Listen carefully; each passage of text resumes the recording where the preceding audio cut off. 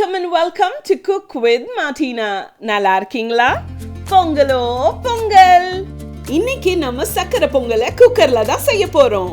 2 tumbler பச்சரிசி, 1 tumbler பாசி பருப்பு. பருப்பையும் அரிசியும் நல்லா வாஷ் பண்ணி நம்ம குக்கர்ல சேர்த்துக்கலாம். உப்பு கொஞ்சமா சேர்த்துக்கோங்க.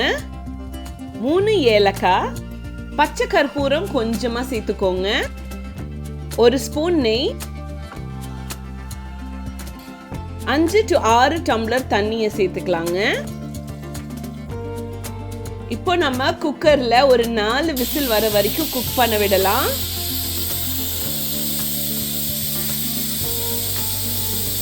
நாலு விசிலுக்கு அப்புறம் ஓபன் பண்ணி பார்த்தா நல்லா சாஃப்டா இருக்கு. இப்போ நல்லா மிக்ஸ் பண்ணிக்கலாங்க, ரெண்டும் கலந்து வர மாதிரி.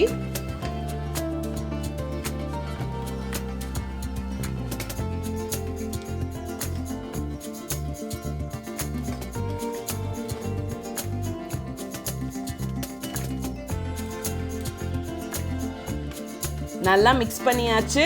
வெல்லத்தை ஆல்ரெடி காய்ச்சி வச்சாச்சு. ஸோ அதை இப்போ நம்ம சேர்த்துக்கலாங்க.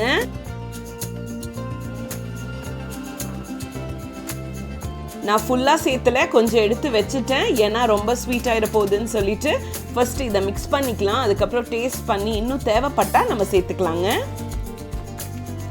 நல்லா மிக்ஸ் பண்ணியாச்சுங்க. பட் ஸ்வீட்னஸ் இன்னும் கொஞ்சம் கம்மியாக இருக்குது. ஸோ இருக்கிற பேலன்ஸையும் நம்ம சேர்த்து நல்லா மிக்ஸ் பண்ணிக்கலாம்.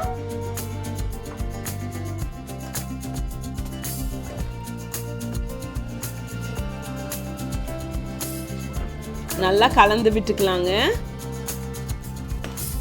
முந்திரியும் திராட்சையும் ஆல்ரெடி வறுத்து வச்சாச்சு. ஸோ அதை இப்போ சேர்த்துக்கலாம். நெய்யில் தான் வறுத்துருக்கேன். ஸோ அந்த நெய்யோடு நீங்கள் சேர்த்துக்கோங்க. பொங்கலை பானையில் செய்கிறது அது ஒரு தனி சுகம்தான். ஆனால் அதெல்லாம் பண்ண முடியாது அப்படின்னு இருக்கிறவங்களுக்கு நம்ம குக்கர்லேயே செஞ்சு வீட்டில் இருக்கிறவங்களுக்கு எல்லாம் கொடுத்து என்ஜாய் பண்ணலாங்க. பொங்கல் அவ்வளோ யம்மியாக வந்திருக்கு. ஸோ கண்டிப்பாக மறக்காமல் நீங்கள் ட்ரை பண்ணுங்கள். சக்கரை பொங்கல் ரெடியோ ரெடி.